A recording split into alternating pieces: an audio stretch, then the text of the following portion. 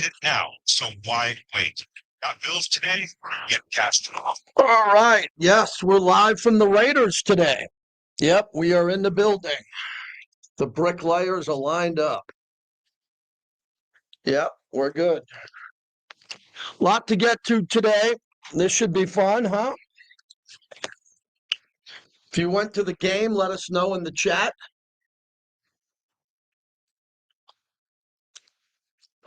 Everybody can hear me good. Hope everyone's doing well. It is pouring sideways outside. It is brutal, brutal, brutal.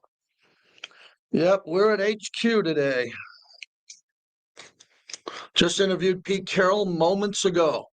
He just left, so we just connected here on the live stream. Appreciate everybody being there. Kenny Clark says his life is amazing. That must be nice. My life's pretty amazing, too. Snow Raider, yes, we have Clay back in studio.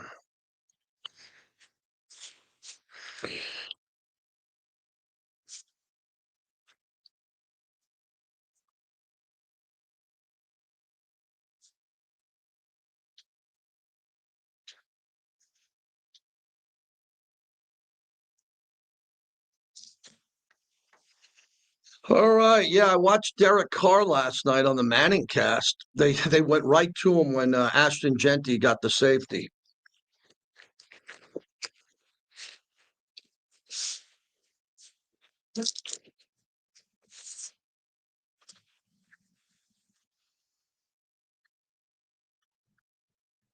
All right, we got Alex Eshelman who will join us in studio, and we also have Levi Edwards in studio. Maybe Paul Gutierrez, possibly. And if not, call should be pretty good today. Call should be pretty good.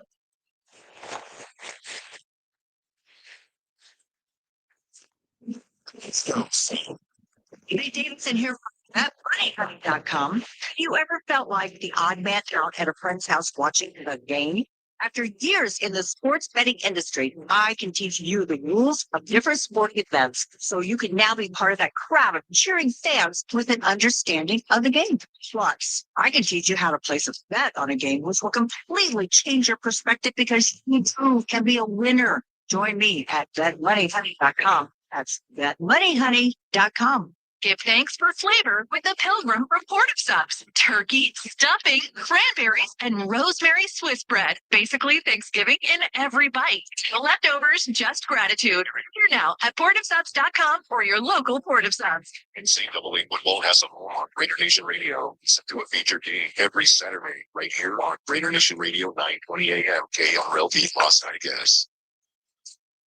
It's the JD the Brick Show. You know, we're going to have a lot of positive energy. The guys that love to compete and play with passion are going to have a chance at the place. Your silver and black home to sound off for over 25 years. Man, I'm loving it, man.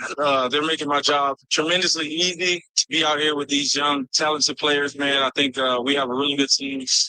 I'm super excited. I'm already loving this fan base. So I think it's going to be a lot. And now, here's JT the Brick. Out of the gate, JT live from Raiders headquarters today. And maybe raining more than I can remember back to my youth.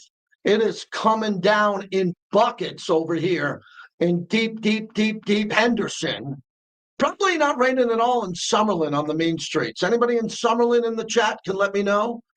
Man, Henderson gets some extreme weather. Isaiah, they get some extreme weather here in Henderson.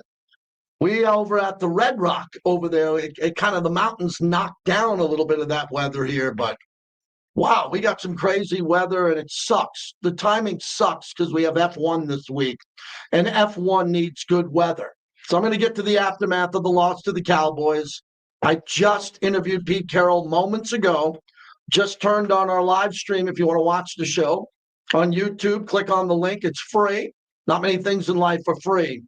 And we have a lot of demons we need to exercise today. That's the focus of the monologue, as it's always brought to you by PTs with over 70 plus taverns here in the valley. Maybe if it's pouring rain, if you don't want to be on the road, you want to wait for some traffic to die down, there's a PTs everywhere. Pull on over, get some food, Listen, do whatever you need to do. Meet your friends, PTs, 5 to 7, midnight to 2, the best happy hour in town. All right, I've been pretty used to this coming in on Mondays after losses recently, the last couple of years, and it sucks. It doesn't get any easier. It's hard. It's hard on me. It's hard on you. It's hard on the players. It's hard on everyone. Big building of people working here. A lot of people who don't play football. They work in the building and they come in here every day and they try to be at their best. And the players are here and they try to be at their best. But they did not look like they were at their best on Monday Night Football at Allegiant Stadium against the Dallas Cowboys. Once again, the team played poorly. They had a bad game. And we've been saying that all year, other than the first game of the year where they played well against the New England Patriots and won. And we've been looking for a glimmer of hope. And we had a glimmer of hope in regards to the Jacksonville game. And Denver, I thought they were better than Denver. It didn't matter. They lost the game. The Chicago game, they should have won. There was a blocked field goal. There's been a lot of things that have gone wrong. I have friends in the chat and people texting me, we're cursed. Nothing can go right. Oh, I don't believe it. Everything that can go wrong has gone wrong. You would be accurate. Everything that has gone wrong is going wrong, and the team can't get out of the way of itself. It's hard when that happens in sports, especially in football. We only play once a week or once every 9 or 10 days, or you're playing on a short week. Once the season starts to unravel, it can unravel pretty quickly. And the problem with this edition of the Raiders is this group so far has not had the ability to come out of unraveling. They can't set it straight and get back. And they can't do that. And we know every NFL team has an infrastructure in place to stop the bleeding and stop the losing. And it works. They have a practice system in place, meals, weightlifting, time to meet, time to go to bed, time to be back in the building. It is bulletproof. It works for every team. Every team has the same program. When they practice, the same plays, what time they practice, when they have meetings, film study, separate breakout meetings, and they come together. Every team does that. That's why coaches who leave one team and go to another and coaches that switch and go to other teams, they're pretty familiar with the structure of an NFL week. And I think the strength of Pete Carroll, who just walked out the door, I'm talking moments ago, is that Pete has won so much in his life as a coach in college and pros. He's following his routine. And he just told me that. He's bummed out. He's not happy that they're losing. He's not making any excuses. He's just not winning. And he's going to follow the same routine. And you don't have to trust the routine anymore. The season's over. I mean, the season's gone. From a wins-loss perspective, it's gone. I hope they win a few more games down the stretch because, I'm a season ticket holder and I go to the games. I don't want to go to the game and lose. I don't want to go to the game and not be entertained. I don't want to go to the game and walk out pissed off. So you better believe I want to win. And I know the players do and the coaches do. But for Pete Carroll, this season got away for a lot of different reasons. I think mostly because they don't have enough good players. They don't have the personnel.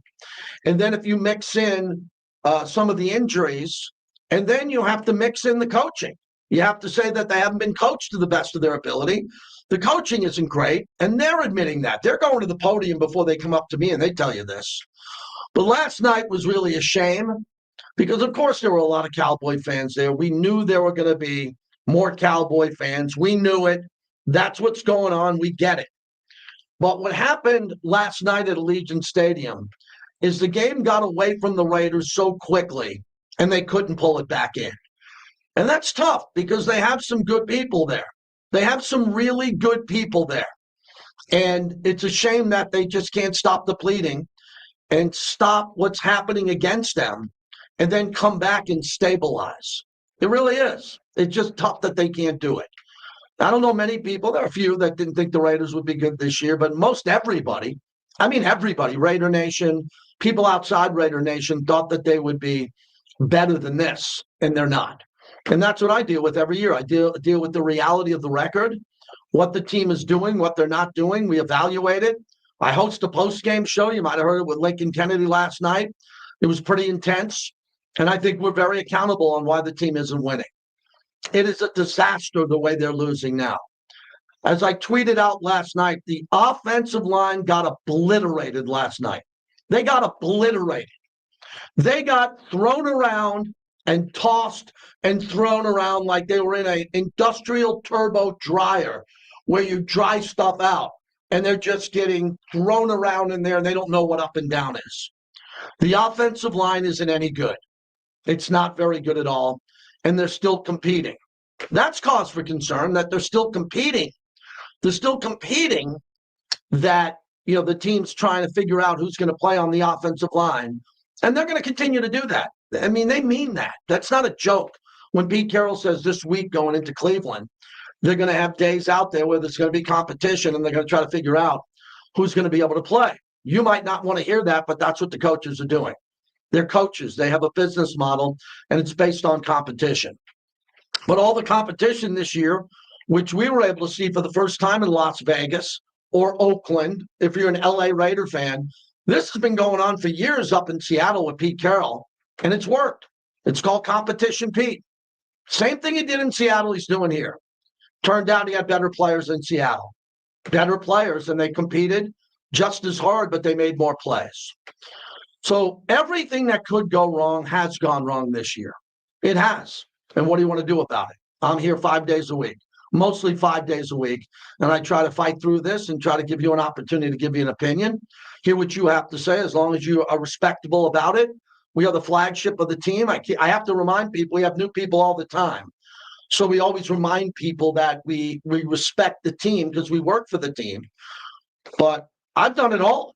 I've taken every type of call in 28 years with the Raiders. And as I told someone today, this is probably my most difficult season I've had in my role, trying to corral everybody with some video and live stream and my coach interview. We do 2 TV shows, Raiders Roundtable, Raiders Rundown. We want it to be at its best. And I think everybody makes it pretty good. It's good content here.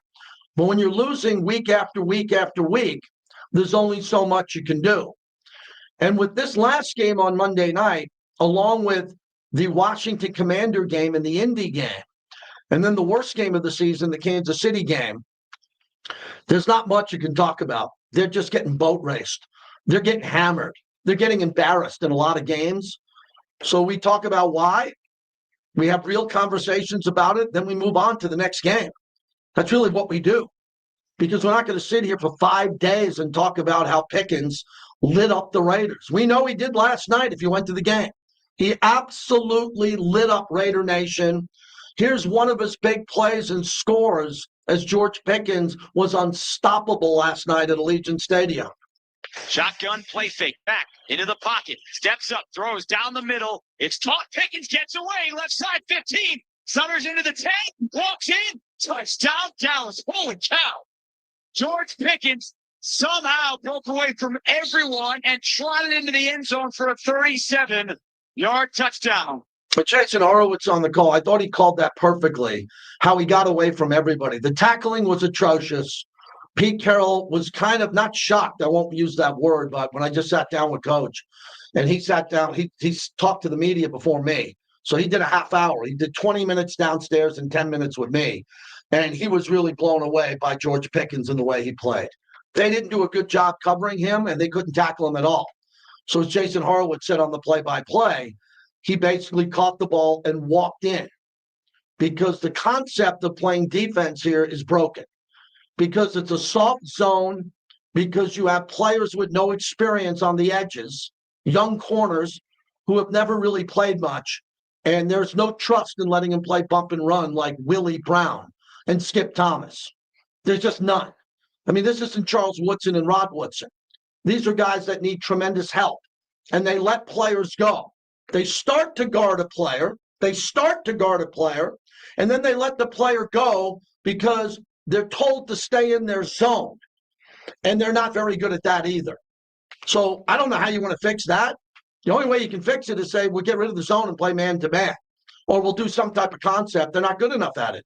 They don't have good enough players. They're too young.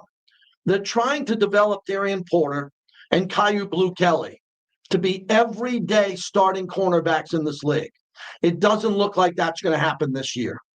Caillou's played good at times, and so has Porter a little bit, but not at the level of an NFL corner that could compete for a playoff team or go to a Pro Bowl.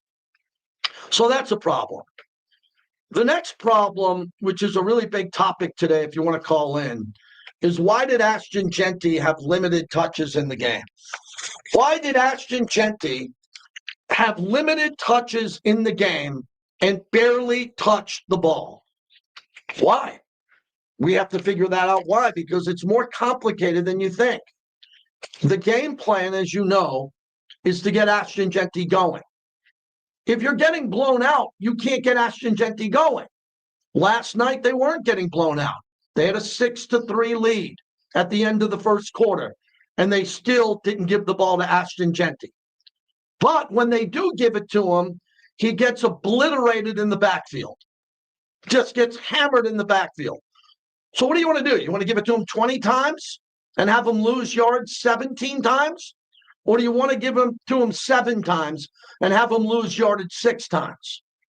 That's it. Pretty simple. I don't have the answer. What do you want to do? How many times do you want to give it to Ashton Genty? Now, what's really bizarre for me lately is I've been saying things that have been coming true that are really pissing me off. 2 weeks ago, I made the comment, if Brock Bowers doesn't get any touches, my head's going to pop. I'm going to lose my mind. I'm going to go nuts. And in that game, he didn't get any touches in the second half at Denver. He got none. Period. Then, if you heard me all week or last week, I said, how interesting is it going to be if we hand the ball up the middle to Ashton Genty and he runs it into the pile? How many times you hear that from me? 30 or 60? How many? Tell me. You're listening to me. I can't read your mind. How many times did I say, against Quinnen Williams and Kenny Clark, the one thing you can't do is you can't hand the ball to this kid up the middle? We tried it a few times. The safety was one of the worst design plays I've seen in NFL history. You're at the 1 yard line. You have Ashton Genty 7 yards deep. I blew it up on my big screen in my office. He was past the halfway part of the end zone. So the ball is out of the end zone on the 1 yard line, and he's at least 6 or 7 yards deep, standing up straight like Michael Mayer. And I'm watching that, and I'm saying to myself, there's no way they're going to hand the ball up the middle, damn. Do you know how many? So last night I had a really late night. Late. Right? I get out of the game late, last one out of there. I get home, kind of getting some work done. Today's a really long day for me. So I threw the game up, and then I got to that play because I wanted to be prepared today for our shows. And I froze it, and I have a remote where I can go slow and fast. And I watched that play for about 15 minutes. And I said to myself, in what possible world can you hand the ball up the middle, out of the end zone, to Ashton Genty into a wall? Like, what is the concept of that play? You can't do that. That's the one thing you can't do. What would I have done? Quarterback sneak. Get it out to the 3 yard line. And then I would have lined up Ashton Genty 5 yards deep, not 7 or 8, and hand it off again. I pitch it out to him. Maybe he gets 2 or 3 yards, and then you probably punt. Or you go to Brock Bowers. How about that? Is that hard to do? Quick slant to Brock Bowers. They handed the ball up the middle to Ashton Genty, who ran into a pile for a safety. Game, set, match, game over. Building, gone. Dallas going crazy. Game over. Can't believe it. I don't know. I would assume the play call was to block. With who? Will Putnam and Jordan Meredith are going to block who on the other team? Kenny Clark. I rewound that play 10 times. And every time 4 Cowboys went past the Raiders like the Raiders were invisible ghosts. I said, I can't believe that. Let me rewind it and see that again. And there are still players on the Raiders' offensive line when the ball is snapped. And they have human beings, players right in front of them, have no idea who to block. It's like they have miscommunication. You're going to block the guy in front of you. You're going to block the guy right off his side. Pick one and block him. And how many times this year have we seen the Raiders on the offensive line? The ball is snapped, and an offensive lineman leaves the guy in front of him. I mean, absolutely leaves him. and goes and attacks some other player from the offensive line. And the guy who's in front of the player looks and goes, holy crap, he's not blocking me. He's not even touching me. I'm going to go behind the line of scrimmage and destroy Gino or destroy Ashton. That's what happened on that play.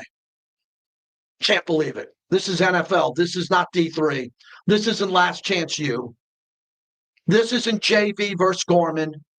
This is the NFL, where you have grown-ass men who practice all week and should know the basic skill set of how to block someone in front of them. We can't do it all year. Just can't do it.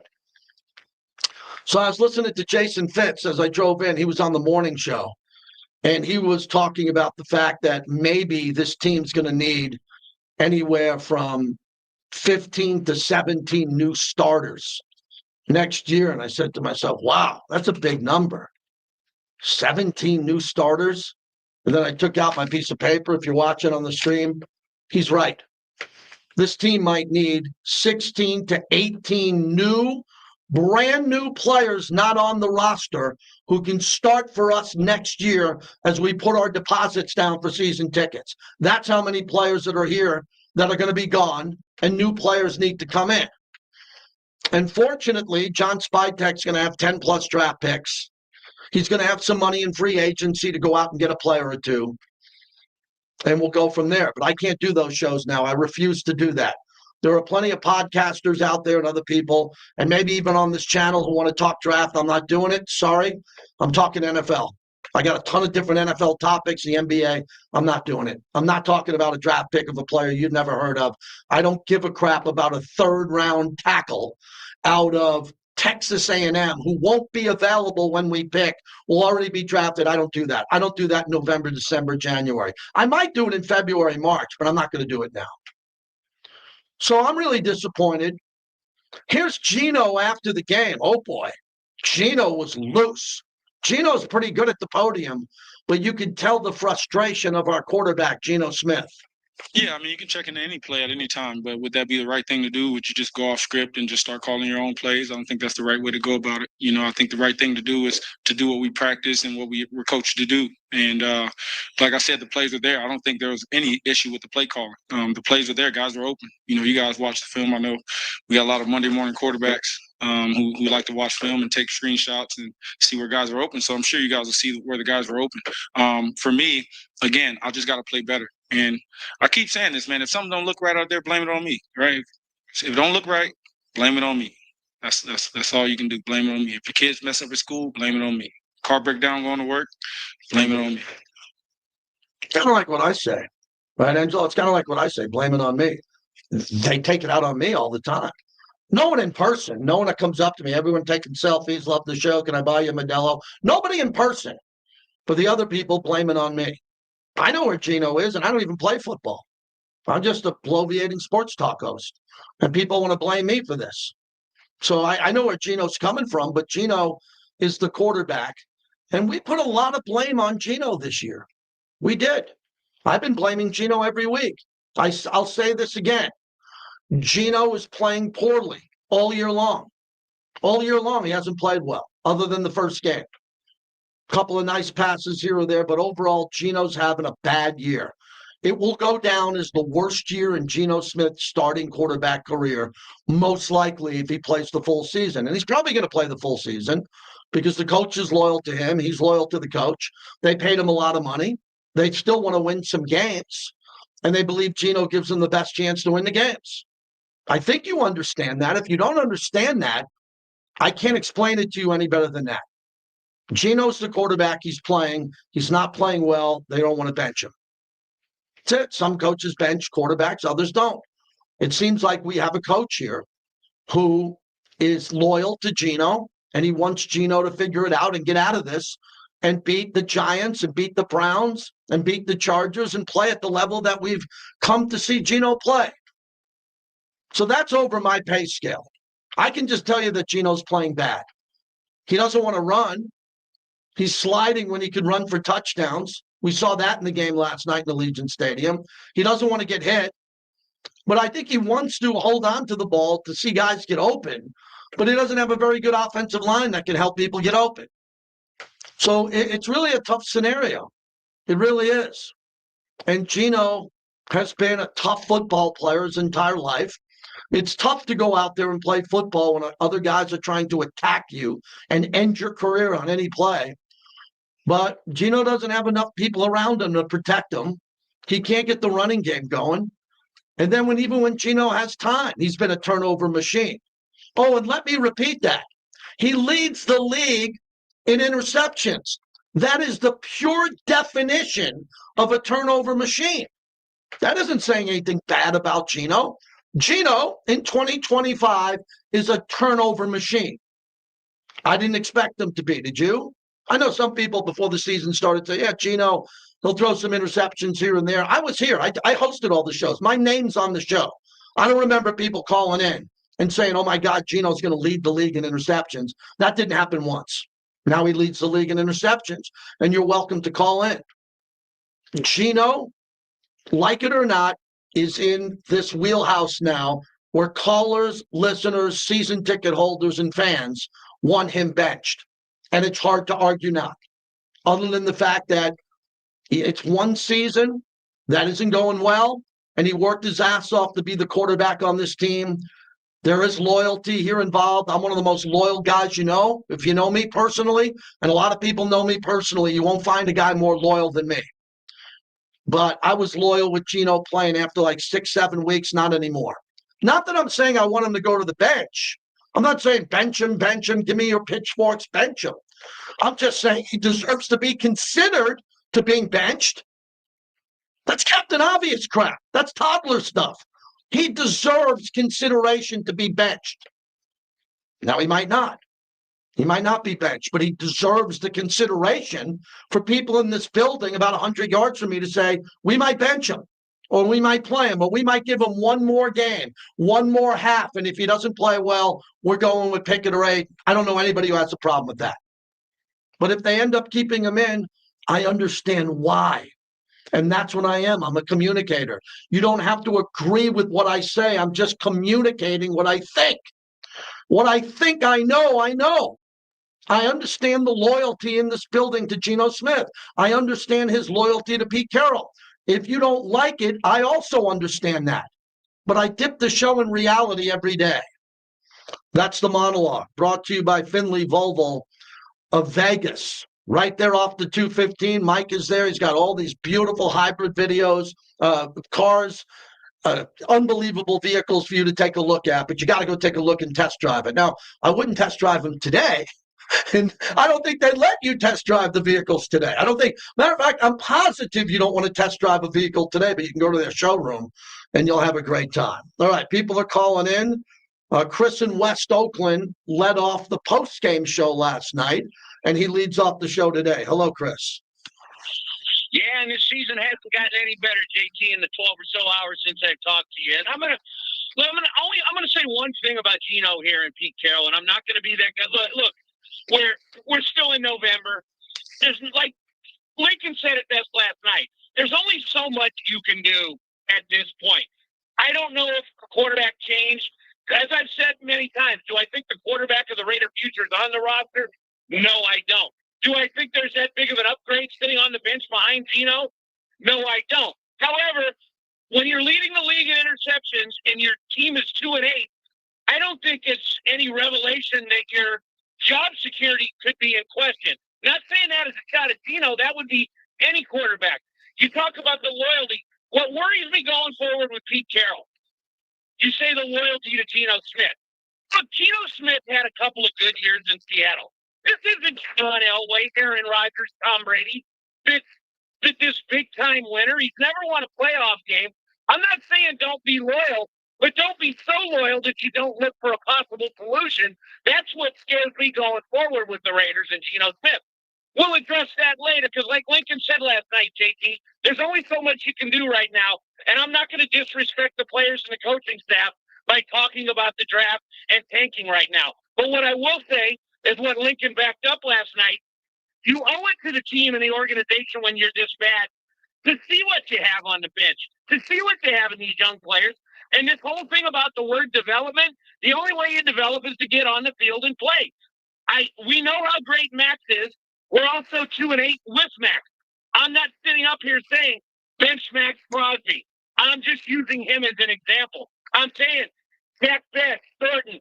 We've got young receivers, young players that were drafted that haven't even gotten on the field yet. And like Lincoln said last night, we have to find out if these guys bring anything or not, because we're going to have to readdress these positions in the draft next year.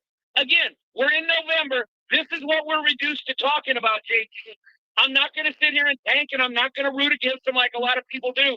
But damn, it's frustrating. But going forward, he didn't want to rebuild, supposedly. Well, guess what? This is a rebuild. So now he's going to have to show a little bit of patience. The Raiders are going to have to figure this out. Spytek has had one draft. I'm not going to rip him yet, but he's going to be on the clock again in a couple. Hell, in reality, JT, he's on the clock now because that's what the season's been reduced to. So let's find out what we have moving forward. Let's continue to get better every week because, as I've stated since week 3 or 4, the surprising thing to me is Pete Carroll coach team is getting worse, not better. And when it comes to that, is it just they have no confidence in the offensive line? Because I'm with you. First off, that play last night was a microcosm of the season. 8 yards deep in the end zone, you're running into a wall of 3 Cowboys out of the shotgun for a safety. Ray Charles could have seen that play coming, and guess what? Every player on the Cowboy defense knew it was. So I don't know what happens with Chip Kelly going forward. I don't know what happens with Ashton, but this team needs some huge upgrades everywhere, not just the quarterback position. And it's up for the brain trust now to figure out between now and January what we have to do so we can address in the draft next April. Thank you, my friend. Still a fan, but damn, being a Raider fan, this is Groundhog Day, brother. Later. Yeah, it's tough to be a fan right now. I experience it. I'm at the game. My wife and my son sit right there with me, and we're struggling with the product on the field. It's a tough product to watch. The effort's there. The energy's there. I told the story. I put out a picture. I walked in with Max. I don't drive the same time Max does, but we pulled in together. We pulled in at the exact same time. He was having fun with me. He was behind me, and we parked together. I said, we took a picture together. We were laughing. I go, how do you feel? He goes, oh, my God. He felt so great. And I know Max. I've been friends with Max for a while. I know Max. He got out of his vehicle, smiling, ready, have a big game. It's Monday night. And then I just threw on the TV show a Raiders roundtable to Max in his locker after the game, really down. Not taking shots, but just down that they lost. It was really surreal for me to drive in with him, to see him sky high, and then to watch him post-game show really struggling with the mistakes that the teams are making. But Max will be out there to fight, and he'll fight hard. Raider Reggie in North Las Vegas. I spent a lot of time with Reggie yesterday, man. How are you, Reg? Yeah. Hey, that was the highlight of my season. I've been injured and not at the games and different things like that. So getting there and you walking up when you did, that gave me a lot of juice, man. I was like amped up. And I seen how the fans seemed juiced and the players looked juiced. Even like when I first saw Max, he looked hyped up to how he was pumping the team up. But since we're on that topic, I was going to talk about something totally different. But I noticed Max was pretty upset with the ref a couple of times last night, where he literally on the sideline walked up and was making an argument with one or two of them, and I was like, I wonder what that's about. He's being held. He's being held. I was watching too. He's being held a lot, and he gets held a lot during the game, and he likes to talk to the refs when he's getting held because maybe they'll see something. Yeah. So then the thing I was really calling about is we all know how bad the O-line is playing, and we know that because of that, we're having the other issues, the money not getting on, as well as the quarterback having the issues. It's the O-line to me. And so I'm asking this question with the loyalty factor in there. Stuff with Brennan, right? Pete's son. He's the O-line coach, right? It seems like the O-line is definitely getting worse. I know it's got some injuries attached to it, but where's that getting any build up? Where's that getting any? Yeah, well, that's obvious why that. And Reg, you got to run. I'm running late. Thanks for the call. Great to see you out there. It's the coach's son. He's getting evaluated just like every other coach, but there's a connection. I evaluate my son different than I'd evaluate someone else, but at the NFL level, we know that this coach is not coming back. We know that this players aren't coming back. I think you know the answer to all the questions on the coaches, not just the coaches' sons and other ones. Everyone's being evaluated, everyone, including the head coach, right? And Pete Carroll's been doing this a long time. He's highly respected around the league and in this organization, and he's off to a slow start. Pete Carroll is not being evaluated the way Brian Daboll is or Mike McDaniel.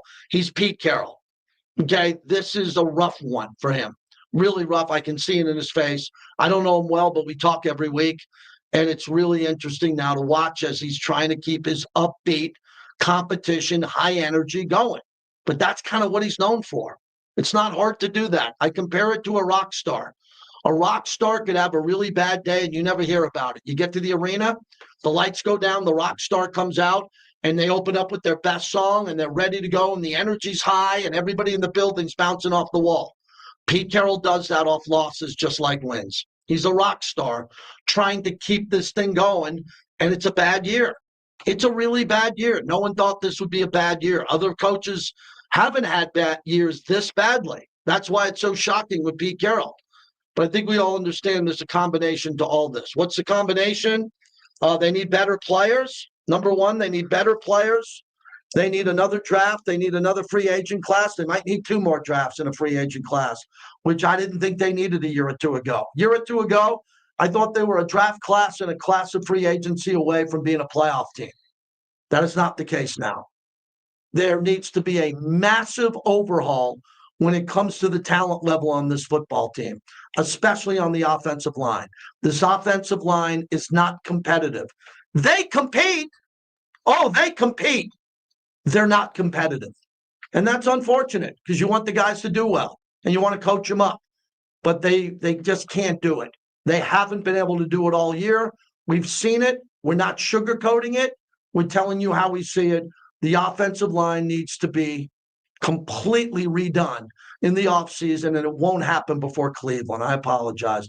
We're not firing everybody before Cleveland. Got to go play the Cleveland Browns. All right, when we come back, more of your phone calls. I got Levi Edwards coming in studio. Alex Eshelman from ABC 13. She's going to join us. She's in the building today. And we got a guest from USA Today who's going to join us in a little bit, who breaks down the NFL. So we got a packed show today, as we always do. Yeah, Nate Davis is going to join us at the top of the hour. Live from Raiders headquarters, brought to you by Modelo, a Modelo Monday. Good Gaming is the official and exclusive local casino partner. All right. What's going on? The headset good? Good. All right. Scoring big time out there. Is it? Yeah, I figured that.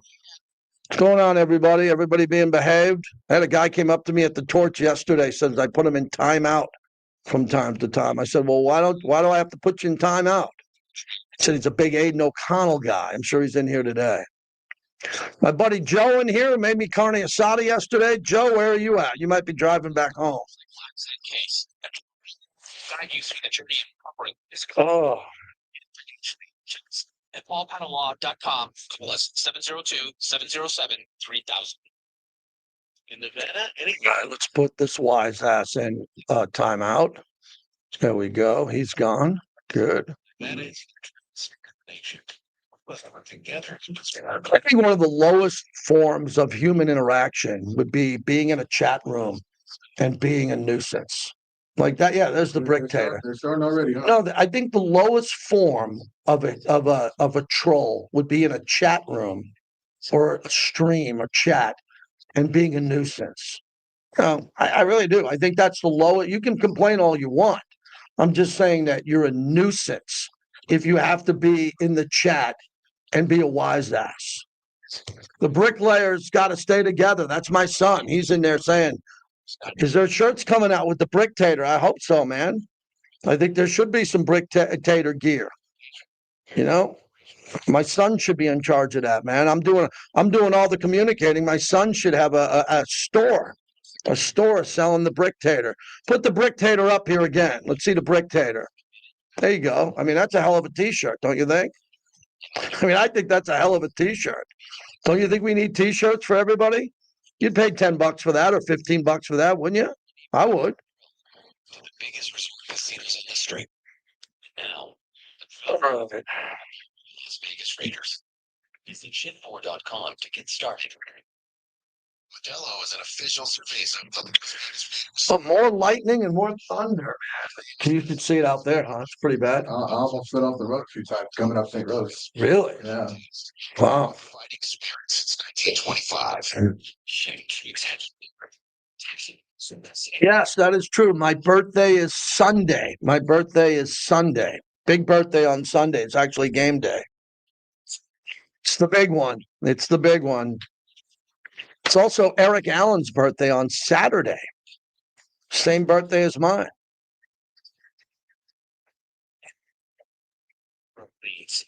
I'm not a birthday week guy, Angelo. I'm not like I need to celebrate my birthday on Monday, Tuesday, Wednesday. I got friends who do that. They call it birthday week, birthday month. I think birthday month is for girls, like little girls, like 11 and 12. They have birthday month, not for guys who are 59. I just have one birthday, no doubt. Is for you.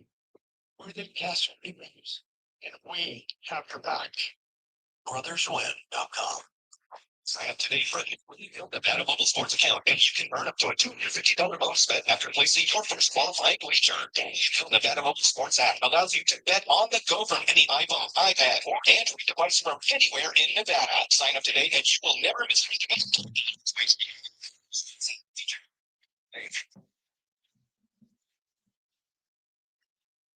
What was that, Clay? Yep.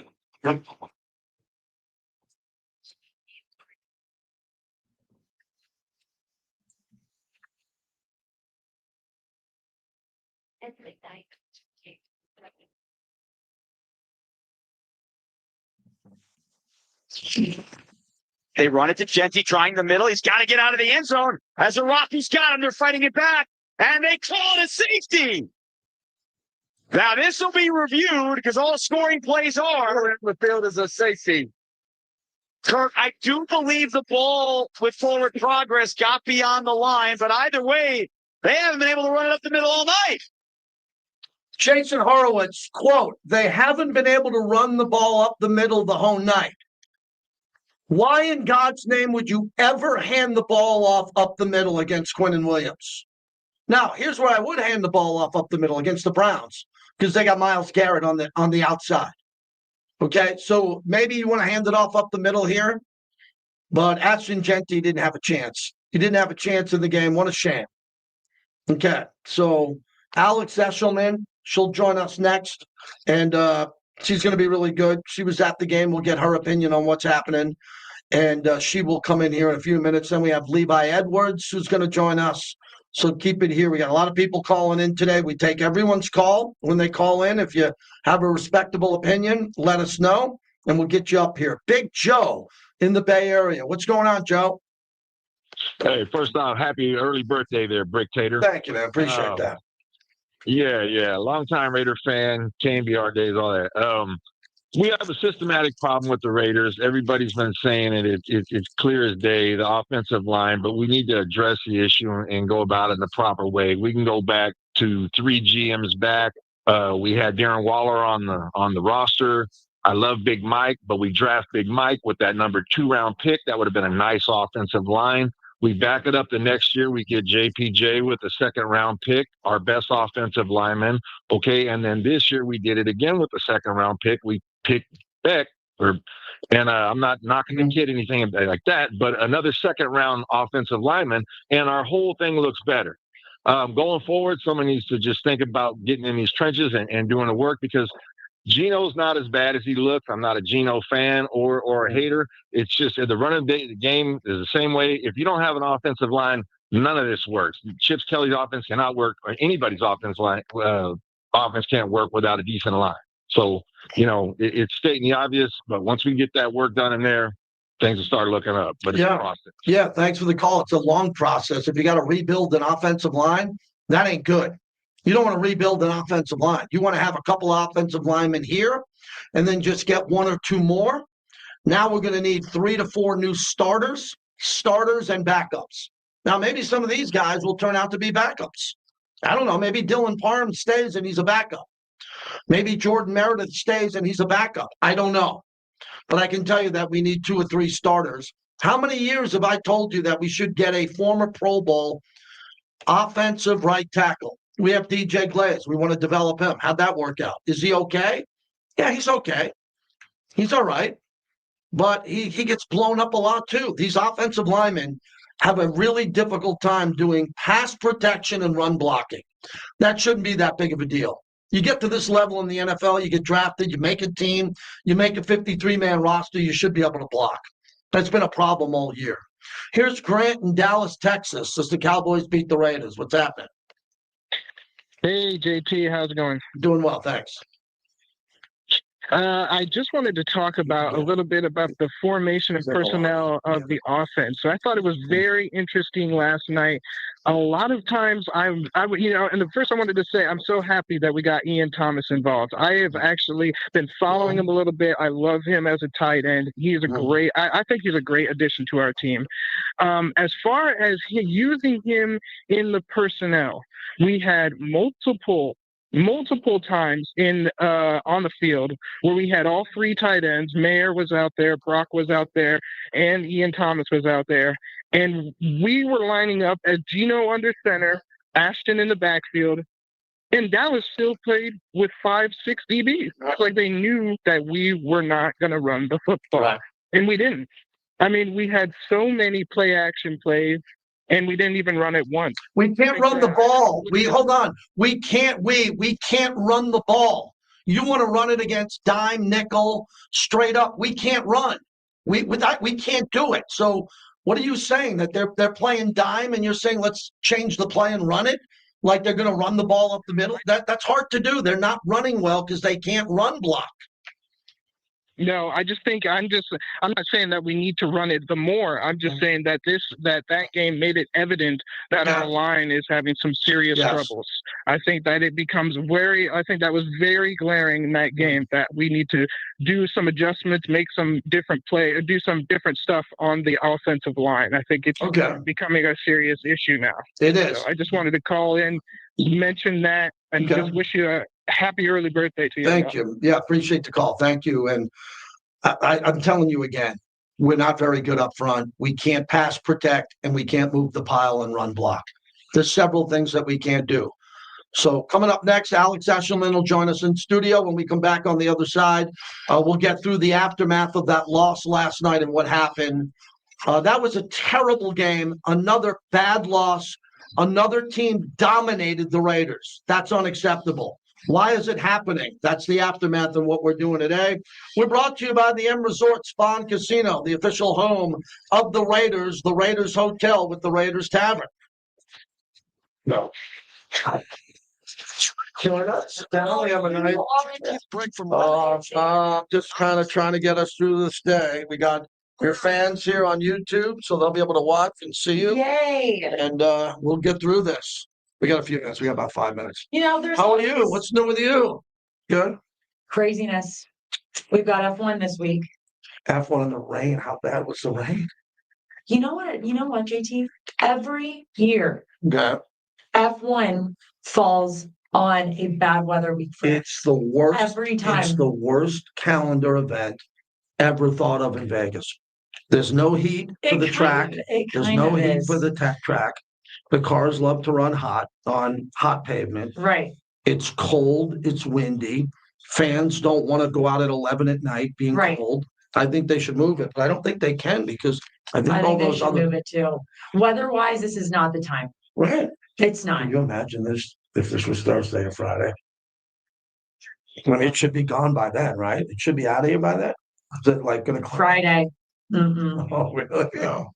And last year when I covered it on Saturday, it was bad weather like this too.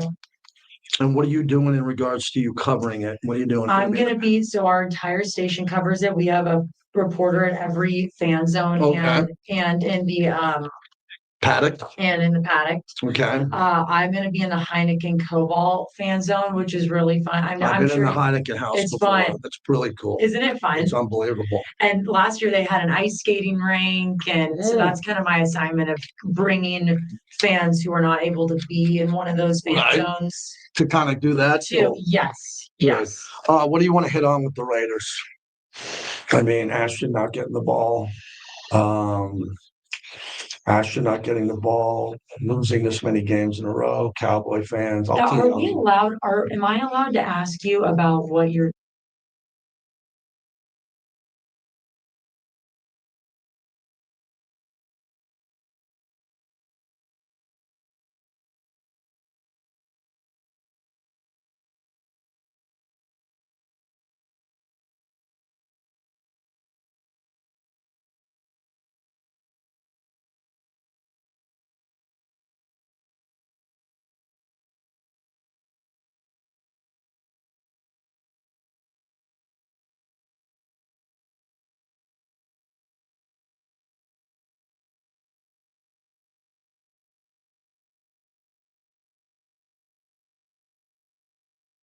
Went out to chat with Stanford Steve from Monday Night Football. Oh, okay. Yeah. Good. Yeah. Scott Van Pelt. So, yep. Okay.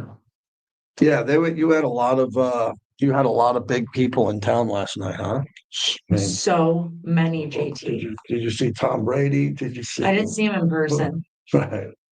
Did you see the band outside? The girls perform the Power Three. No. So yeah, you saw that they had three women playing. Carlos Santana's wife on drums, the great female. Yeah, it was good. Does all of this just come? You've seen this so many times. All these big name people. Does it feel like a pinch me moment still? What was last night? Nelly. Nelly for halftime. Yeah. They do great things in entertainment in this town. Nelly, Earth, Wind, and Fire, Kool and the Gang. Oh, Earth, Wind, and Fire was unbelievable. Clay, can you just come right to me, please? Thank you.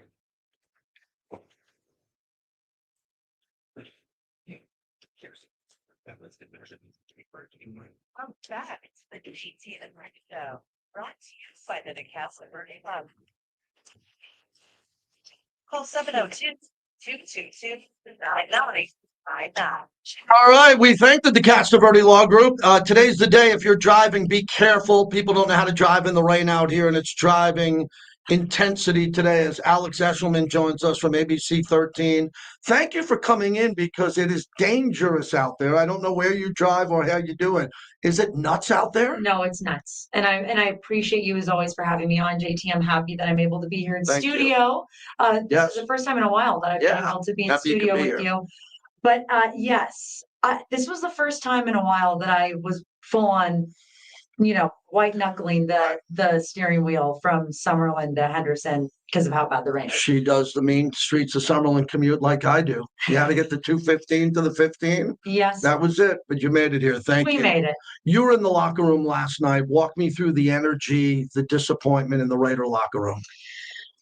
I think Brock Bowers' statement was kind of perfect to sum up the energy. One of the reporters asked him about last season versus this season, and he responded, different feels. The culture of Pete Carroll is completely different. I love Pete Carroll. I love the coaching staff, but the record is the same. Yeah. So it's frustrating, but what can you do? They're all saying execution. Ashton Genty mentioned that. Max Crosby said, we just have to focus on ourselves and keep fighting. I mean, that's what it comes down to. What is the difference going into the locker room after practice where you have the open sessions here? I see you here compared to the game where it's really emotional 15 minutes after the game when you get in there, especially with all the losing that's been happening as of late. Can you see it in their face, the tone of their voice? You can just feel it, huh? You can feel it. You can feel it. And I mean, another thing that Max Crosby discussed as well as some of the other players is that, practice is good. Things are going well during the week. These guys feel prepared and ready to go. And then it gets to the game and falls, comes up short. You nailed that. Alex Esselman joins us in studio. I see that too. They practice well. They practice great under Antonio Pierce. They didn't have bad practices. Every once in a while you have a bad practice, you kick the guys out. Let's come back the next day. Pete Carroll is known for the quality of his practice. I think the problem that the fans are having now, Alex, is that the fans don't believe in the decisions on who should play. The rookies aren't playing enough. We talked about Alex Besh and Dante Thornton. They're not getting any targets. We didn't see Caleb Rogers dress and play. He was inactive. He should be playing in this game. So you add that into losing, and then people question the decisions on who should play. Yeah, and I think, when it came to last night, I had full hope. Yeah, so did I. Going into They were up 6-3 at the end of the first quarter. They weren't down 14-0, about to go down 21-0. They got out of the gate, 3 and out from Dallas. They had that max strip sack. They come up short, they get a field goal. The energy in the building was the Raiders were prepared to play and get into a fight. The fight just got away from them. It did. And again, when you look at the post-game locker room, post-game press conference, you can't help, and I try to separate my own personal emotions from what you're watching, right?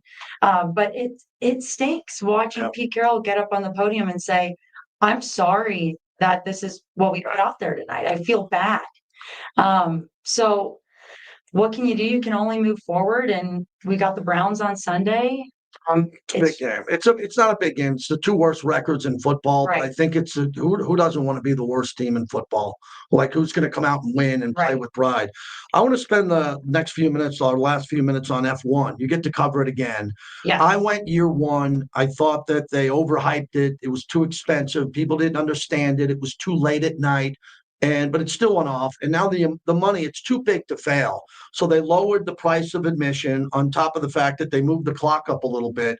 But with this weather, are you encouraged that the city is going to get behind this? Or is this just a big international event and us locals here should just get out of the way? It's such a good question. I mean, we were talking about it just before we got on. Right. About how, of course, F1 week falls on one of the worst weather weeks. Always. So that makes it a little challenging. I mean, here's the deal. It's a moneymaker. It's not going anywhere. I think Vegas is a perfect fit for something like Formula One. However, from a local standpoint, I mean, you and I both live here. Is it the easiest or funnest thing to get around? I think if you're juiced up and VIP'd, if you're VIP'd like the Heineken House, right, or if you're on the Bellagio Strip, or you got some unbelievable ticket, I don't know. I sat last year at the Sphere when they came around the Sphere, and it was a nice ticket, and everything was paid for. So I like the fact that you have a wristband and you already paid for it. Your drinks are free and all that. But sure.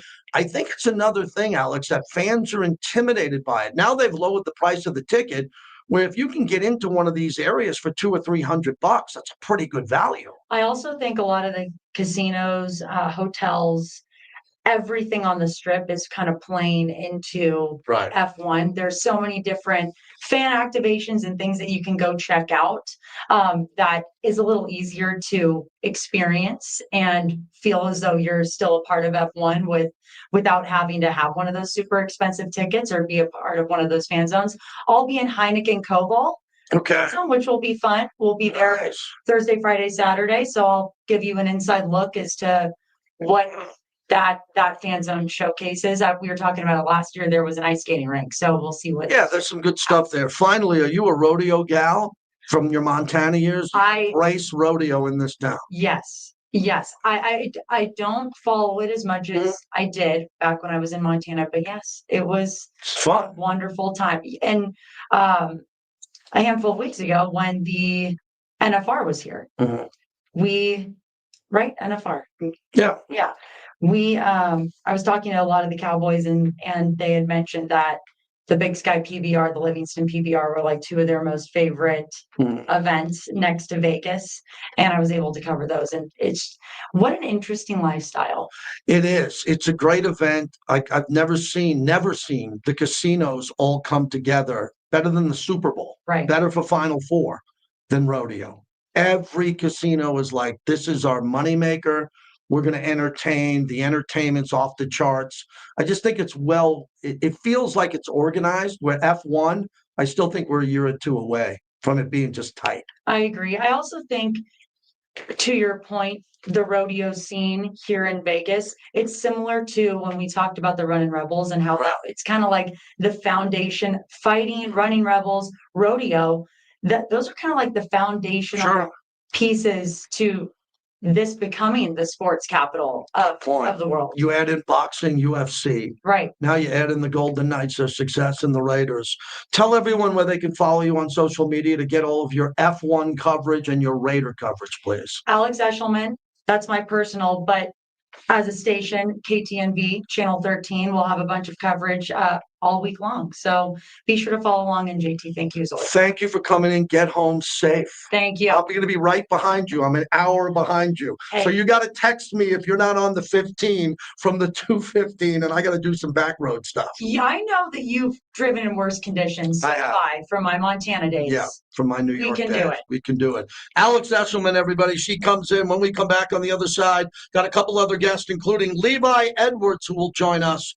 And the aftermath continues. It was a tough loss. We're here to handle it. We'll take your call, 702-365-9200. Brought to you by Virgin Hotels Las Vegas, where they just had the rock iconic band Kiss play. And Cliff Atkinson told me it was a great hit. Hour 2 coming up next. Thank you. Thank you.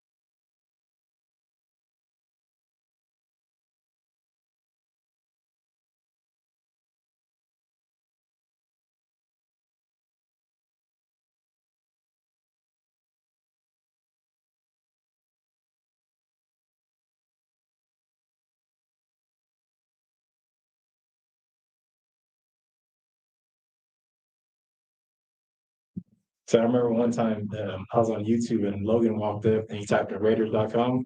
Right. I seen I wasn't subscribed. He was mad. I was like, man, I'm subscribing on this one.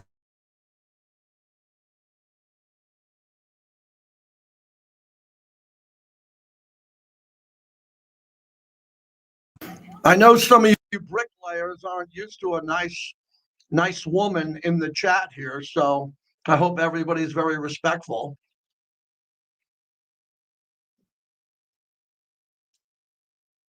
All right, Clay, we got our next guest. You're going to call him?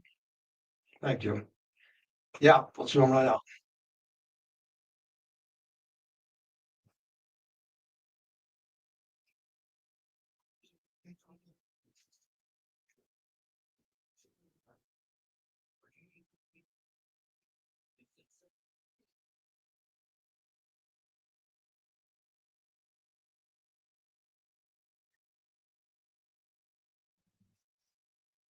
Oh, yeah, we're having one of those shows today. You hate losing.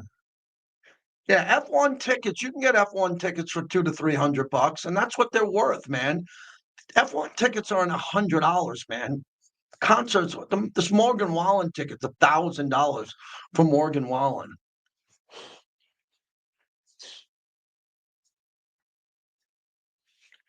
Long Island iced tea. I've had a few of them in my day. I'm from Long Island.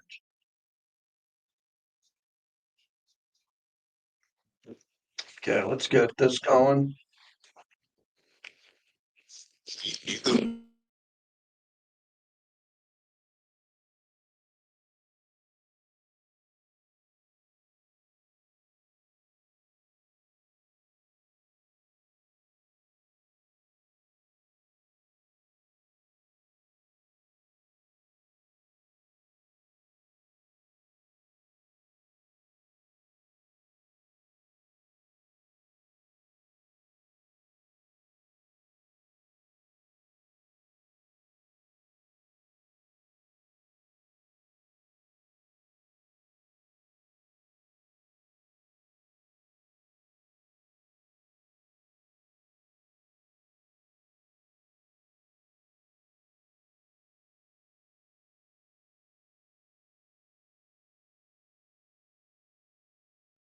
and they're losing a lot of games now. And we didn't expect the Raiders to lose this many games. And I'm concerned about it because I think they're better than their record, but that doesn't matter anymore. Doesn't matter what I think about their record. They got to go out there and win games. And now Cleveland comes to town, and Cleveland is in a really tough spot now, too, with their quarterback situation. So let's get going here. One of the premier NFL reporters out there, Nate Davis, joins us, NFL writer for USA Today. Nate, last night, Monday Night Football, we saw a motivated Cowboy team come to town. They just lost one of their players. Unfortunately, it seemed like they had their team ready to go, especially Pickens, as they dismantled the Raiders. How'd you see it? Yeah, I think it's about right. Right, JT. I flashed back a little bit to the Brett Favre game against the Raiders so many years ago. Obviously, that one was more raw, more in the moment for Brett, and the Cowboys have had some time to, get their bearings and try to make some level of peace with Marshawn Nealon's loss. But they were also clearly just the better team last night. Obviously, felt good for them getting the win in the aftermath of what those guys been through. But I think if you were to take all that away, I still think I'm not sure we would have seen a hugely different result there. Yeah, I would agree with you there. I really enjoyed your column about Matthew Stafford. Stop talking Matthew Stafford stop taking him for granted. He should be the MVP. A lot of people, Nate, are talking about Jonathan Taylor and Matthew Stafford. I'm more fascinated by the fact that Josh Allen isn't an MVP for consideration. Either is Patrick Mahomes. I don't think Justin Herbert, and obviously Lamar Jackson, who missed the games. If I mention those quarterbacks who can't win it at the beginning of the year, people would have thought I'm nuts. They're out of it. It kind of leaves it wide open for Matthew Stafford. Yeah, I think so, JT. And I wrote that after the game in London when they beat Jacksonville 35-7, and then he's only picked up momentum since then. And I mean, it is great. I feel like he's more the one underappreciated guys we've had in the NFL in recent years. And I mean, obviously, a lot of that was toiling in Detroit, but I mean, talking to guys back then, the Nate Burlesons and the Calvin Johnsons, I mean, they all believed Matthew Stafford was an elite quarterback then, but he didn't have the talent around him. I mean, he hasn't gotten the Pro Bowl or the All-Pro recognition even after winning the Super Bowl. But I mean, he's shown the kind of player he can be this year. I do think he's a front runner. I think probably Drake May, who I don't think you lumped in there, is probably number two. Given the Patriots have won as many games now, more games now than they've won the last 2 years combined, and he's certainly kind of justifying those what seemed kind of like outlandish Josh Allen comparisons before he was drafted. He's not there yet. I'm not sure anybody is or will be, but he's having a great year too. Like you said, this could be a real compelling MVP debate. If guys like Sam Darnold and Baker Mayfield kind of come in and dip out, you have other names surface. But I think Matthew Stafford and Drake May seem like they're going to be there at the end with maybe a couple of surprises. We'll see. Nate Davis joins us USA Today. Where did you stand on Denver coming into the season and now with 9 wins? I don't think they're very good at times on offense. Their defensive pressure is the best in football. They lead the league in sacks by a lot. It just seems like Bo Nix wakes up and it comes to him in the fourth quarter, Nate. I've never seen anything like that where a guy's playing average or below average for not a drive or a series for almost 3 quarters. And then in the fourth quarter, he's on the same page with Sean Payton and they make enough plays to win. Yeah, no, I'm not sure you're teaming up there when you asked me that. I actually picked the Broncos to win the West before the season, so I'm feeling pretty good about that because otherwise it was a ton of people picking the Chiefs at least here at USA Today. And I think part of that was based on schedule, and part of that was thinking that some of the Chiefs' luck would regress to the mean, and actually it clearly swung the other way on them. I think 12-0 in one-score games last year and 0-5 this year. I think what you said about the Broncos is right. I mean, Bo Nix is not having as good a year as he did last year. I certainly have a lot of faith in Sean Payton as a leader and a game caller and that kind of thing. I mean, what sticks out to me is their defense, and I think we all kind of focus on the sacks. I think they're on pace now for 75, which would break the record of the 84 Bears. Wow. They're also leading the league with 3.6 yards allowed per carry against the run. So. And that's been without Patrick Surtain for a few games. I think he's going to be back on the other side of the bye here. I agree with what you said about the offense, JT, but also like if you kind of pull back, that also kind of sounds like the Eagles. Can play dominant defense, and you don't know what you're going to get on offense week to week, but yet they continue winning.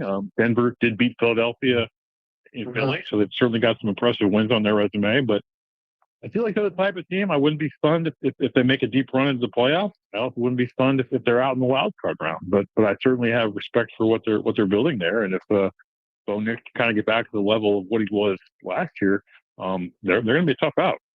Nate Davis is our guest, USA Today. Nate, I thought it was a really risky move for Dan Campbell to take the play calling away from John Morton. I thought it was risky. You don't do that because it sends a message in your building that you feel like you're the only guy who can fix it and you're the head coach. And I don't think Dan Campbell's a great play caller. I think he's a motivator, a master motivator of running an entire building here. What do you think the Lions need to do to get back on track again? I feel like they're a playoff team, but I don't think like they're a Super Bowl favorite anymore. Yeah, they've been weirdly uneven. I think they've been win-loss for about 6 weeks now. Haven't put together a string of games. They've got their next three in Detroit, Giants, Packers, and Cowboys. So I think they're entering a real important stretch here and one of the better home field advantages in the league. I thought it was an interesting and curious decision that he did pull the play calling from him, but I wasn't stunned either. Then I think he's done it. He's done it before, prior to having Ben Johnson. I think he did the same thing in 2022, and he certainly got some great results against Washington. But I mean, that's a whole heck of a lot different defense than what you're seeing against Philadelphia. So I'm wondering, against the Giants this week, are we going to see something in the middle? I mean, one thing I did see against the Commanders and against the Eagles is I think that they were not getting the ball into the hands of Jahmyr Gibbs enough, and I think that they need to get him plenty of touches to be a winning football team, but. I don't know. I tend to trust Dan Campbell having the pulse of the team. I think certainly he's got the trust of Jared Goff, given the way he's talked about him as a play caller and the understanding of personnel. We'll see how it goes. Like you said, it's a bit of a gamble, but I mean, Dan Campbell's been there with a lot of those guys for a long time. And I mean, these were the questions we all had coming into the season. What was this team going to be like without Aaron Glenn and without Ben Johnson? I mean, otherwise the core of the roster was pretty much there in place. And then obviously Dan Campbell has felt like he needed to make that level of adjustment based on the fact that he had so much turnover on his coaching staff. Nate Davis joins us. The 49ers, I think, are going to take advantage of their schedule. If they didn't have an easier schedule or a fourth place schedule, I don't think they could keep up with the Rams or the Seahawks. I think the schedule could save the 49ers because Fred Warner's not coming back. Bosa's not coming back. Those are two of the best players there. Purdy's come back. They're going to get some receivers healthier here. Are you bullish on the Niners, or do you think the Niners eventually run into a better team early in the postseason? Yeah, that's a great one. And off the top of my head, JT, I want to say the Niners had the easiest schedule in the league. They did. Based on based on what we knew in May, based on last year's winning percentage, all that. This week's game is a big one with Carolina. I mean, that's certainly got some tiebreaker ramifications there for two teams that are right on the fringe of the wild card race. 49ers, seventh seed right now, and Cleveland next week. But we'll see. I mean, they finished with Colts, Bears, Seahawks. I mean, that could be a tough run. The game with the Colts is Indy. I'm still not sure how much I buy into Indy because and the Bears. I mean, those are both teams that have beaten up on a lot of lesser squads and don't have a whole lot of quality wins to their credit. But I do have a lot of faith in Kyle Shanahan. Brock Purdy I thought looked pretty good in his return, and certainly getting George Kittle and McCaffrey involved. We'll see if Ayuk comes back. I think my question about the team, you mentioned, Fred Warner's not coming back, Nick Bosa's not coming back.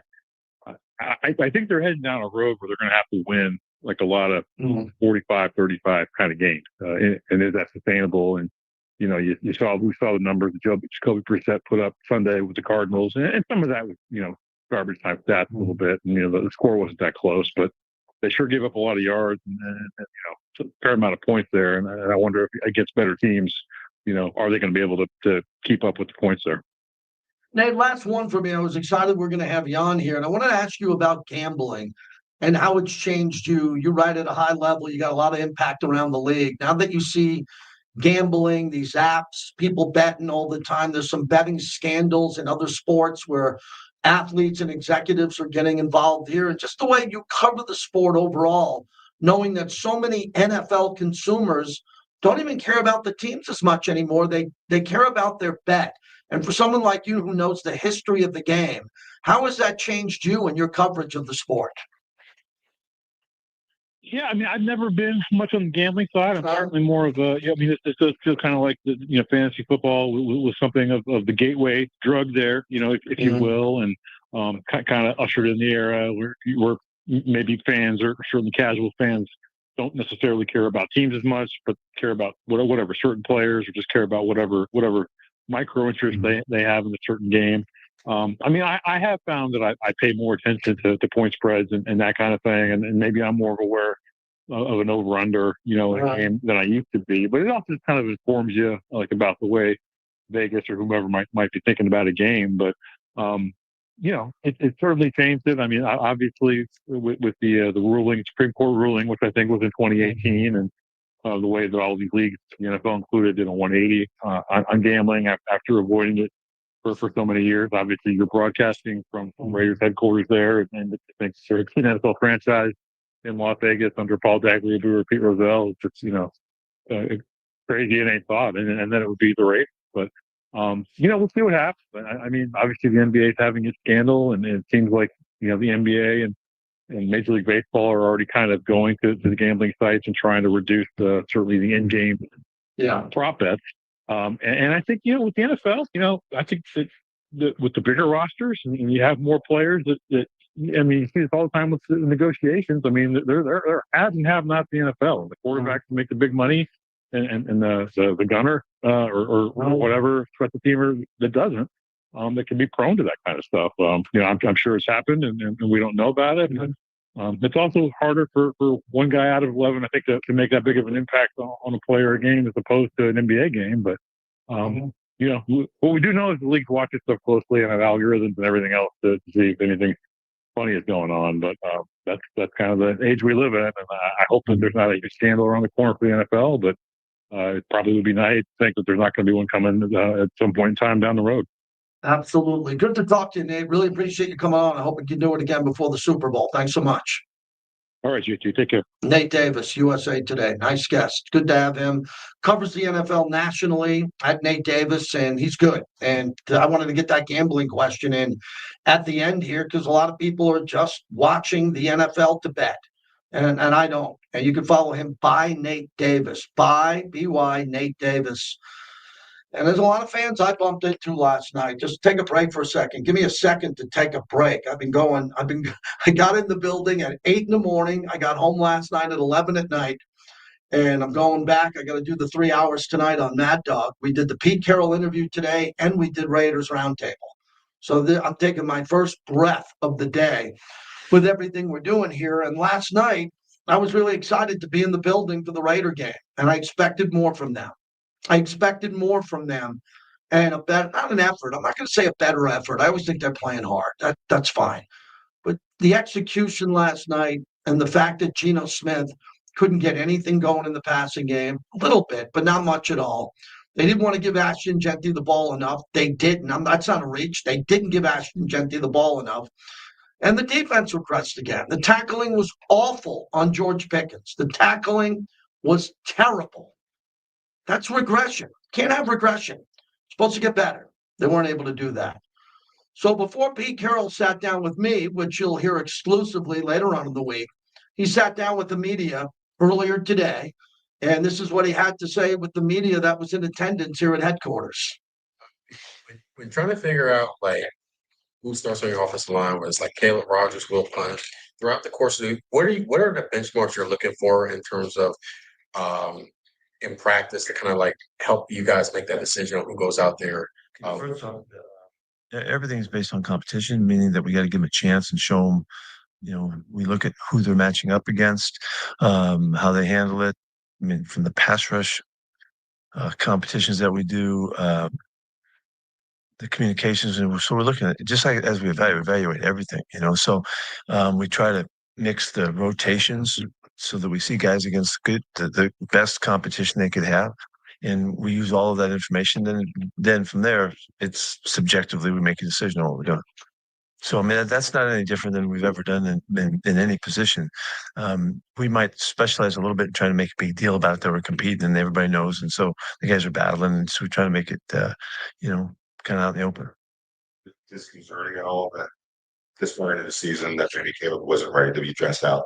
No, No, he's a young player trying to make it, and he's trying to do the best he can. He's been busting his tail for a long time, but he's still learning. I mean, it's because he's a draft pick that you guys are bringing this up, and we think he's going to be a good player. And it just hasn't quite got it as far as he needs to at this point. And he's trying. He's busting his tail.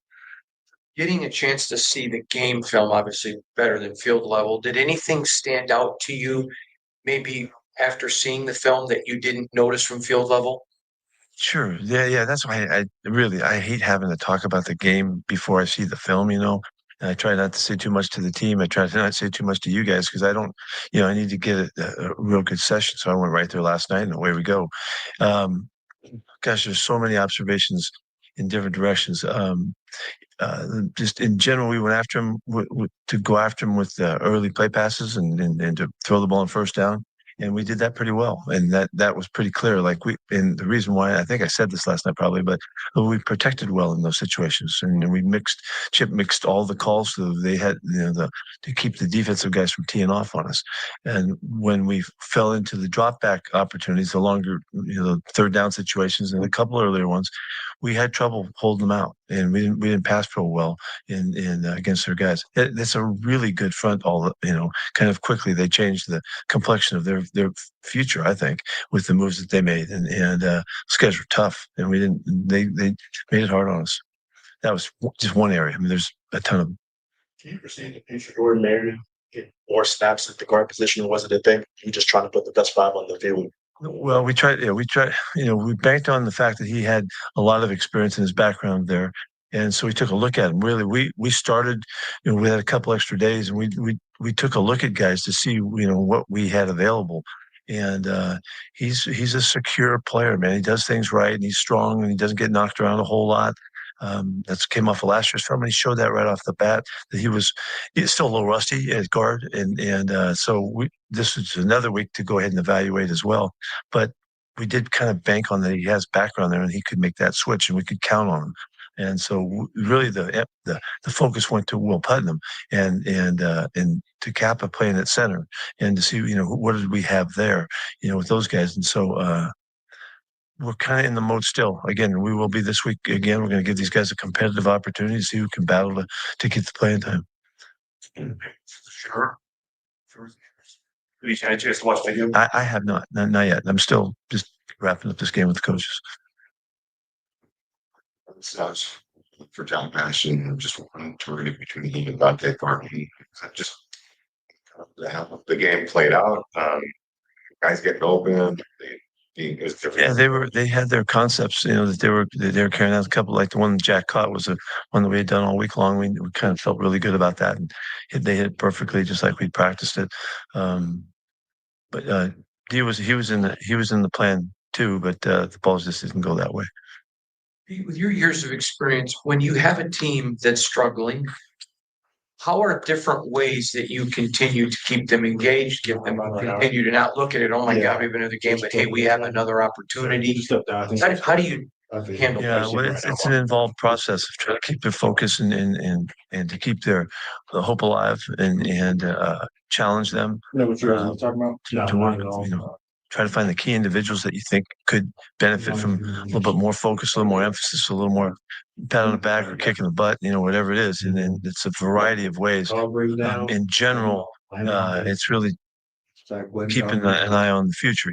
But we've always had a way of dealing with the last game, so we try to stay in the routine of that. Whether it was a big game win or a big game loss, whatever the situation is, to come back to focus to try to find a regularity about the preparation process. So we've worked hard at that because I know how important it is to be consistent in that regard. That's what helps teams off. Last second win or loss can totally blow you out of the water in terms of your focus the next week. The media, the hype, the build up, the pats on the back, the kick in the butt again. So we have a whole way that we work at that. And so I got to call on that again and see if we can get back to right. We played hard in this football game and guys played tough in the game and we didn't play well enough. And I thought Shotty's group played really well. They did a lot of things. Their guys played like they're supposed to play. The guys made the catches, the guys made the runs, the guys made the blocks. They got the rushes out of their guys. Got a couple of good wins in the secondary. They really did a nice job coming into this game, and I give a lot of credit. Jack Betcher, real quick. Is there anything he has to do to get more snaps? I mean, forget targets, just get more snaps, get more opportunity on the field. If you notice, we played a lot of tight ends. We played a lot of 12 and 13 personnel, and that takes away from the receivers. And so that's why we even went to 4 receivers in the game plan this week. We were able to do that. So it just cuts in on their opportunities. Is what happens. So you got to make the most of the ones they get. Yeah, that's what Rachel told me they were staying. I'm just like, man, how much trouble we're getting into Durango? What's well, that's like put your finger on that the secondary. We didn't tackle 3 very well at all. We didn't tackle the guy. He ran through us, and he made us miss. He broke tackles. They were staying at Durango. He was more aggressive running with the football than I thought he was. We'd seen some good highlights from him, but we didn't think that it would happen to us. But he did it. I just, sorry. Bleep that out, please. Anyway, he was. I thought he had a phenomenal game. We really did put coverage on him. It wasn't like we just were surprised that he had a big game. We counted on him. We played the deep ball well on him. You saw us cover him up a couple different times well when they wanted to go to him, because it's 2 or 3 times a game they're going to take a shot. And that part we did well, but it was after the catch that he was really difficult. It was 3 big slant routes that he caught, and in route he caught him and spun out and got out of there.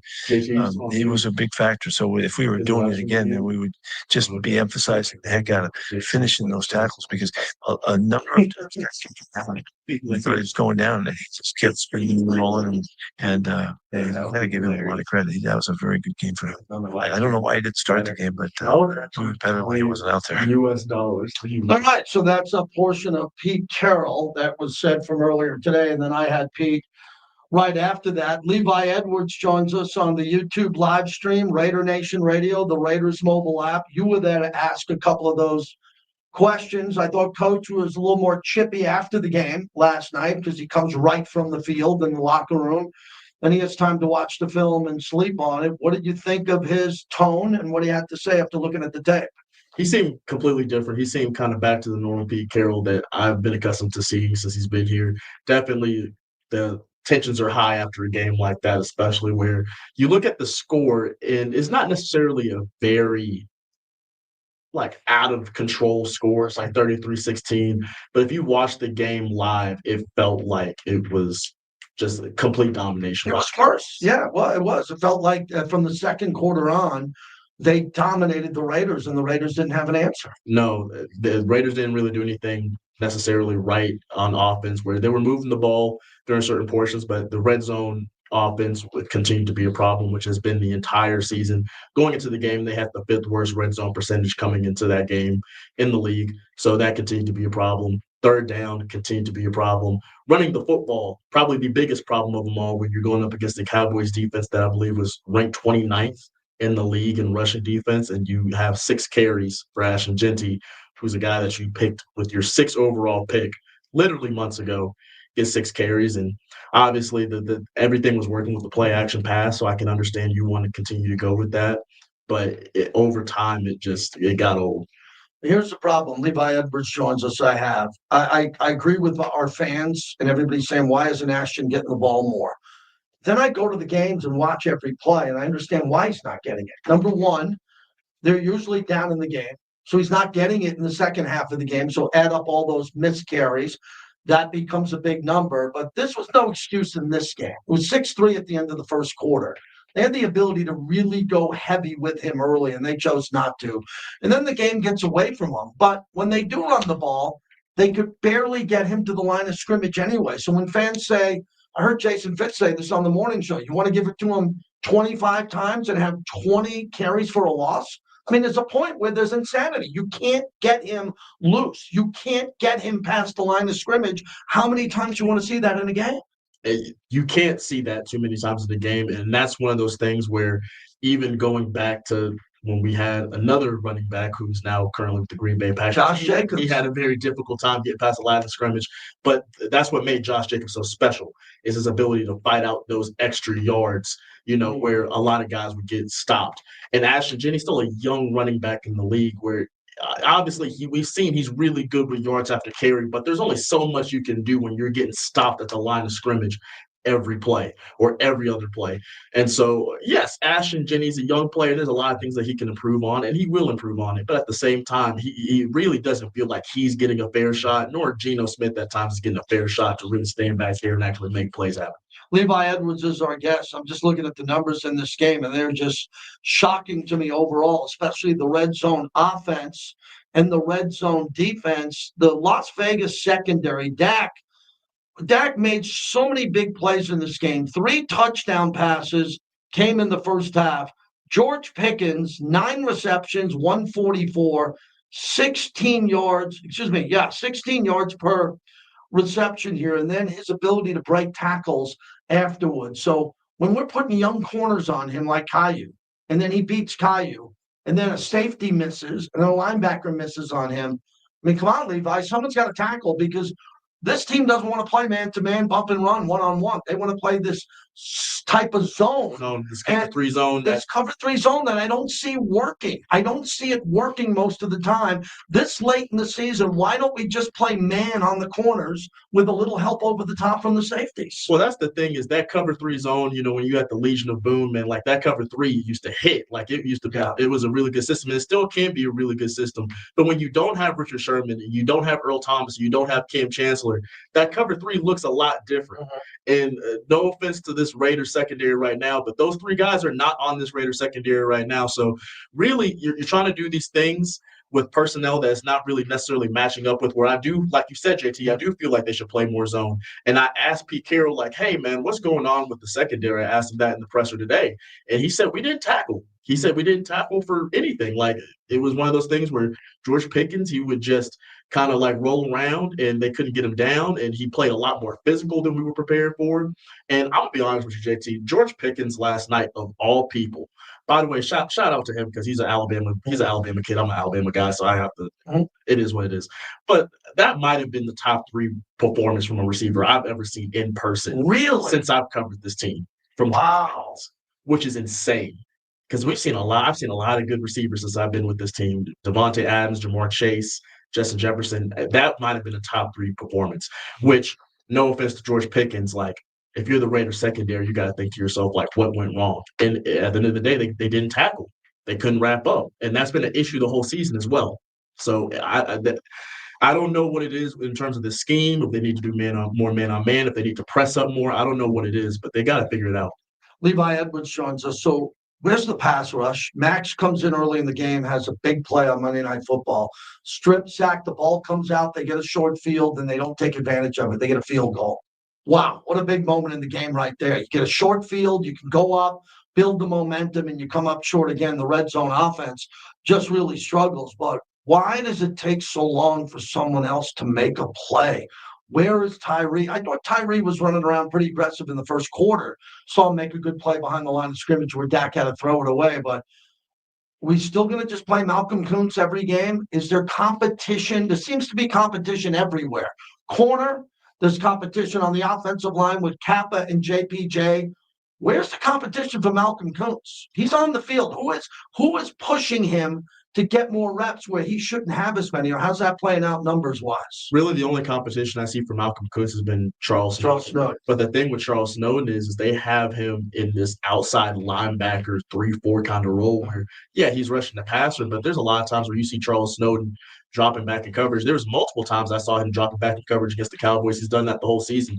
So it's like, even though Charles Snowden is your competition, he at times is playing a completely different role, completely different purpose than Malcolm Kuntz, where Malcolm Kuntz has been strictly a pass rushing edge rusher.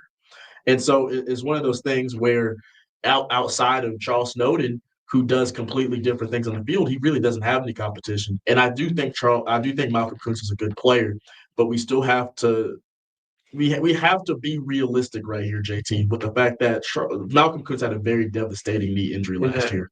And people don't really understand the severity of what it was. and how long it really truly takes to come back from that. And so I think a lot of people were like, okay, well, he went through rehab. He was out for a season. He's going to be good. Everything's fine and dandy. He should be the old Malcolm Kuntz that we saw in 2023 when he had those 8 sacks.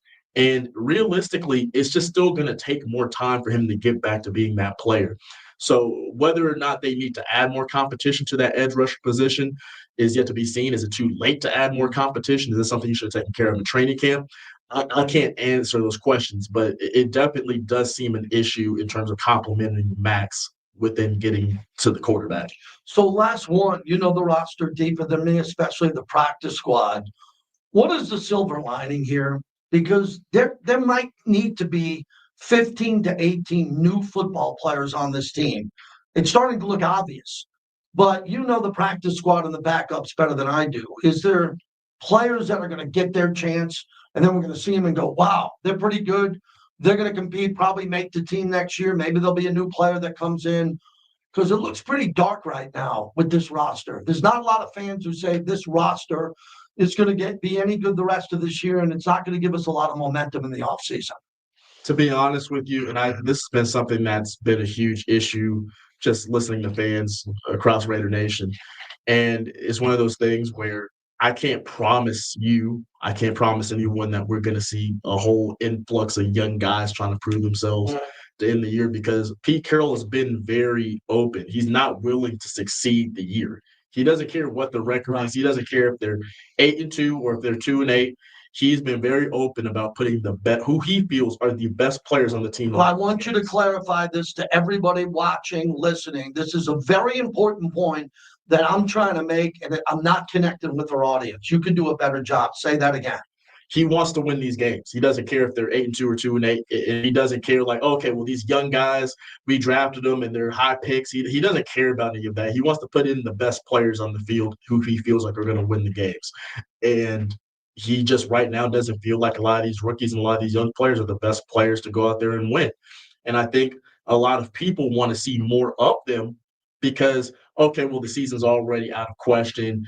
And, there's no point in really, seeing these guys that have been playing already when we want to see these new guys. And it's like, it doesn't work like that. Pete Carroll's trying to win games. His coaching staff is trying to win games. So they're going to put out the best players no matter what. We've been trying to explain that here for years, and some fans don't get it. They're going to compete during the week. You're at practice during the week. They're having competition. Yes. They're competing in the classroom. They're competing in the weight room. Then he's going with the team. He's not going to go into a game saying, I'm conceding the game because I want to see a kid play 18 minutes and get 22 plays in. He's going to have the best player in his mind. And even back that up, Will Putnam.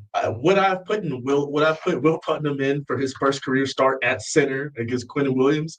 I wouldn't have necessarily done that personally, but Will Putnam is a guy that's been working his ass off all season, and he's been competing, and he's been on the team for a couple of years now, and he's been in that role to where he's starting to rise up, and he even rose up in that game where he had to go in for the Broncos. So I can't say he doesn't deserve that opportunity when he's proved it. And also Antonio Mafi, that's another thing that you can see that showed to me that they're not going off of let's give these new guys a chance. Let's give these guys a shot to see what they can do. He's like, no, this guy, Mafi, he practices. He had a good week. He has that experience. He's going to come in. We're going to elevate him, and we're going to see what he can do because that's what he's trying to do. He's trying to win games. I don't think Pete Carroll is necessarily worried about tomorrow, and he's damn sure not worried about yesterday. He's worried about today. He's worried about the upcoming week. And it really is starting to show. And I think once people realize that, they can kind of grasp a little bit better of what's going on with this decision making. That was probably some of the most impactful comments Levi Edwards has had on our show. He just explained perfectly what others can't figure out about Pete Carroll.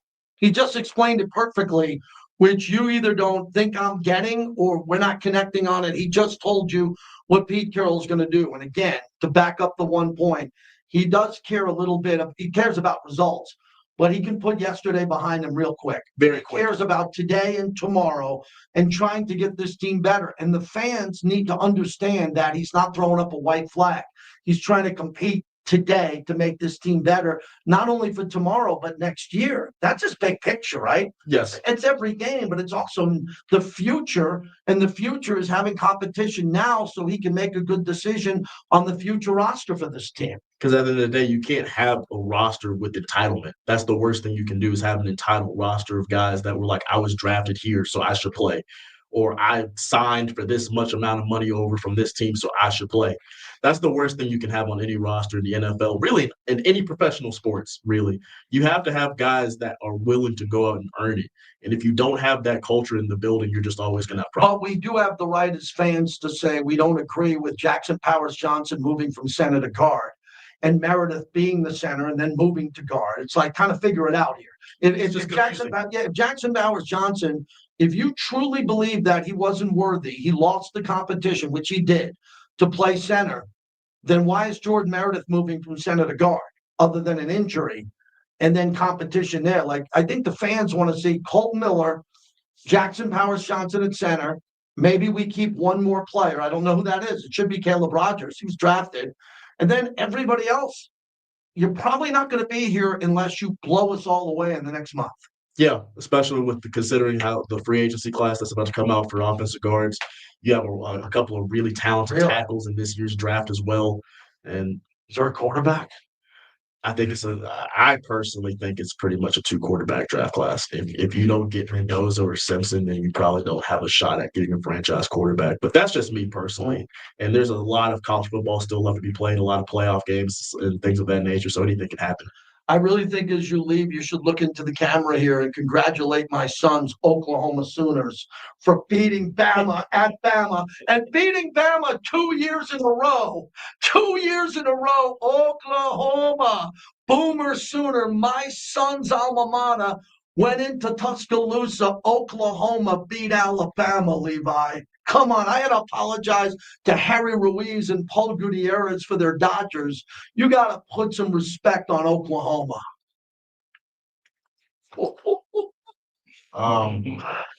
keep that on, what do you say? No comment. I will say when you turn the ball over 3 times in the game, you don't deserve to win. Shout out Brent Venables for his game plan. And that's all I'll say about that. See my son right there, Boomer. You just wrote Boomer. Come on, Levi. Boomer. Maybe you and him need to go have a beverage. Maybe you got to have a bet. Well, you have to admit now, Oklahoma can't lose. They have 2. Alabama's got 2. You know my rule. That everybody kisses the ass of the SEC. They want more SEC teams to get in. My rule is 3 and you're out. You lose 3, you're out. You're out. And honestly, shout out Oklahoma because, now losing that game, now we don't have to play in the SEC championship game. So now, because of SEC bias, we'll probably make the playoffs now. So you don't have to play in the SEC championship, so you won't pick up your 3rd loss if you played in that game and lost. Exactly. So do you believe that a 2-loss SEC championship game loser, so if you lose your 3rd game in the SEC championship, is that enough to kick you out? Absolutely. Yes. Okay. So you can go from playing in the SEC championship to being out of the 12. Yeah. If you lose. Right. I mean, let's look at what happened last year with Ohio State. I mean, Ohio State, they were a 2-loss team, am I correct? They lost to Oregon and they lost to Michigan at the very end of the season. And so it basically prevented them from playing in their conference championship. That was the Big Ten between Indiana and I think Oregon dog-walked them in the Big Ten. So then Ohio State, they get saved from having to play in the conference championship game with 2 losses. They go into the playoffs, and then they wax everybody, and they were national champions. And I think Alabama still has the opportunity to do the same thing. Who wins, USC or Oregon?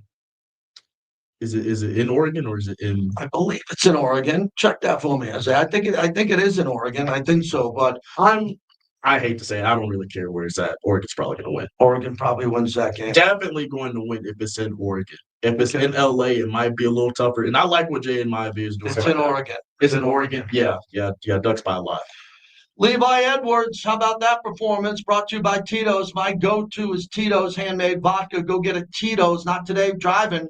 Don't want to drive. Take the Uber. Take whatever vehicle you need, but you're not driving in this weather. But Levi, thank you. That was great analysis from you. Thank you. I appreciate you, JT. I appreciate you. Levi Edwards, everybody. When we come back, We're getting ready to wrap it up on the other side. We got more to get to, man. I got the numbers here from the game, and I want to burn these numbers because we might have a fire tonight at my house. I got a fireplace in my house. I might put these numbers in the fireplace tonight and on to Cleveland. That is really good.